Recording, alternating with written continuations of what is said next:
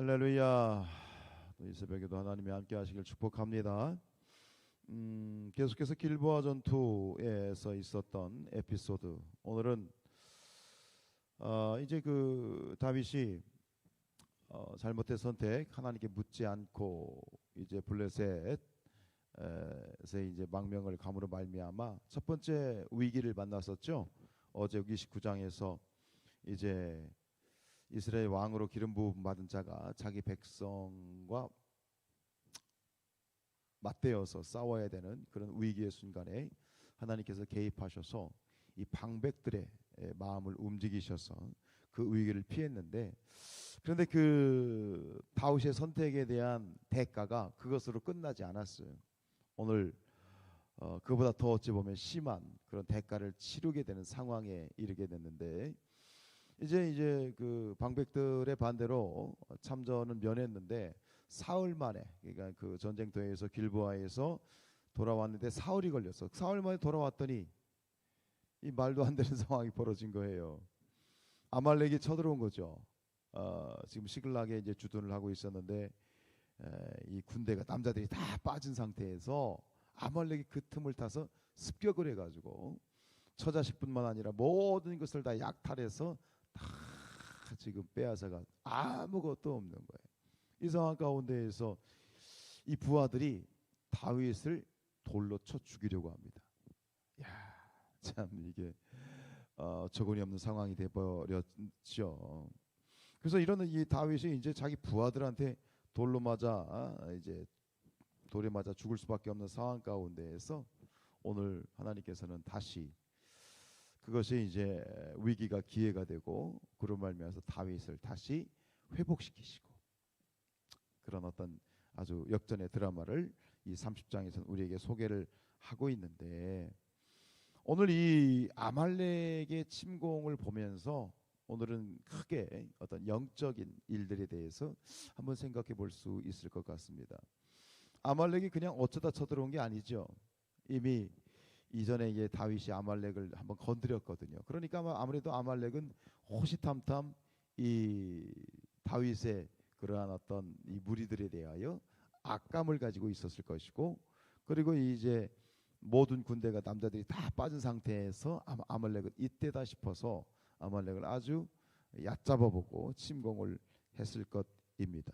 즉 이 시글락에 남아있던 이 다윗과 그의 부하들의 가족 상황은 약할 대로 약한 상황이죠. 그죠?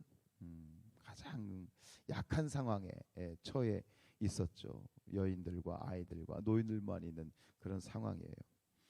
이 아말렉의 이런 전략, 아말렉의 습격은 결국은 성도들을 공격하는 사단의 전략과 동일합니다.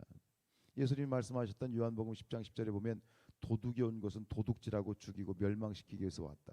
여기서 말하는 도둑은 누구를 의미합니까? 사단을 의미하는 겁니다. 사단이 이 땅에 온 목적은 도둑질하고 죽이고 멸망시키려는 것이다 라고 주님이 말씀하셨는데, 결국 하나님께서는 우리가 찬양할 때 약할 때 강함 되시는 하나님, 우리가 약할 때 하나님은 우리를 강하게 하시지만 사단은 우리가 약할 때 어떻게 해요? 치고 들어오는 거예요. 기가 막히게 우리의 약함을 알고 우리의 아킬레스건을 알고 우리의 취약한 부분을 정확하게 알기 때문에 우리가 약해지면 하나님은 우리를 강하게 하시지만 사단은 치고 들어와서 우리를 꺾어 버리려고 하는 것이죠. 여러분, 사단은요 아마추어가 아닙니다. 사단은 프로 중에 프로입니다. 정확하게 압니다. 저와 여러분의 약점을 잘 압니다. 참 죄라는 것이 그렇습니다. 우리의 약점이라는 것이 쉽게 극복이 되는 것이 아닙니다.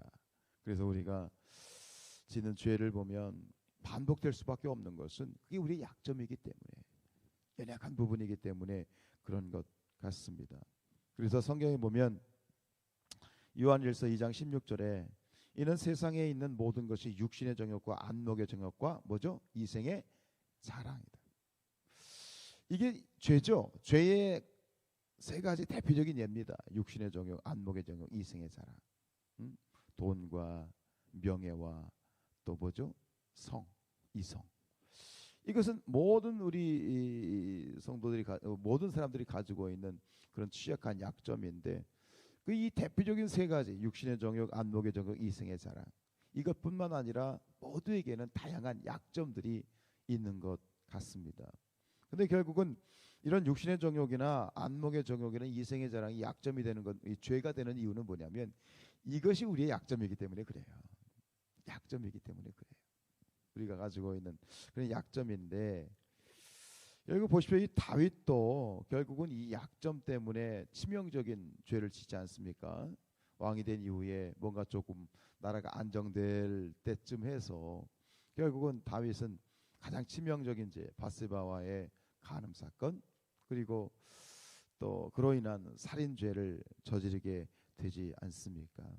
따라서 오늘 말씀을 통해서 우리가 다시 한번 새롭게 각오하고 또 기도해야 될 건 뭐냐면 방심하지 말아야 된다. 세상 말에 보면 세상 말에도 방심은 금물이라고 했는데 베드로전서 5장 8절에 근신하라 깨어라 너희 대적 마귀가 우는 사자같이 두루다니며 삼킬 자를 찾는다. 아말렉은 이미 우는 사자와 같이 이 다윗을 노리고 있었어요. 그냥 어쩌다 공격한 것이 아니라 노리고 있어서 기회를 본 것이죠. 마찬가지로 사단은 끊임없이 우리를 향하여 기회를 보고 있습니다. 저에게도 그렇고 여러분에게도 그렇습니다. 그 기회를 허락하지 아니하도록 해야 되겠습니다. 끊임없이 성령의 도우심을 구하고 결국은 이 다윗이 범죄한 다음에 바세바의 간음과 살인죄 이후에 그가 드렸던 회개하면서 드렸던 기도가 시편 51편이잖아요. 시편 51편 11절 나를 주 앞에서 쫓아내지 마시며 주의 성령을 내게서 거두지 마옵소서. 늘 성령을 의지하시길 축복합니다. 매일마다 우리가 새벽마다 기도하지만 매일마다 의지해야 돼. 매일마다 간구해야 돼. 키리에 엘레이션 주여 나에게 긍휼히 여기시옵소서. 주여 나에게 자비를 베푸시옵소서. 그 자비가 무엇입니까? 성령의 도움을 구해야 됩니다. 12절에 보면 주의 구원의 즐거움을 내게 회복시켜 주시고 자원하는 심령을 주사 나를 붙드소서. 오늘도 이 새벽을 깨워 기도하는 여러분들 그리고 우리 모든 성산의 가족들과 모든 그러한 성도들 그리스도인들을 하나님이 붙드시길 축복합니다. 붙들어 주시기를 원합니다. 그리하였으면 좋겠습니다. 그리하실 것입니다. 여러분 저는 이 오늘 6절 말씀 오늘 말씀을 읽으면서 6절에서 마음이 너무나도 좋습니다. 6절 보면 이렇게 되죠. 백성들이 자녀들 때문에 마음이 슬퍼서 다윗을 돌로 치자 하니 위기입니다. 그런데 보십시오. 뭐라고 되어 있습니까? 다윗이 크게 다급하였으나 다윗도 막 되게 이게 지금 당황을 했어요. 그러나 그것을 끝나지 않고 이렇게 끝이 납니다. 그의 하나님 여호와를 힘입고 용기를 얻었더라. 예. 요한복음 10장 10절 아까 말씀드렸죠. 도둑이 온 것은 도둑질하고 죽이고 멸망시키기 위해서 왔다. 근데 그 뒤에 어떻게 끝납니까? 이렇게 끝납니다. 내가 온 것은 양으로 생명을 얻게 하고 더 풍성히 얻게 하려 하심이라. 여러분 도둑이 왔지만 도둑이 온 것이 결론이 아니라 그 뒤에 주님이 오셨어요. 주님이 오셔서 우리로 하여금 흠 많고 실수 많고 연약하지만 주님께서는 우리에게 생명을 주시고 승리할 수 있는 그러한 능력을 주신 줄로 믿습니다. 우리는 구제불능입니다.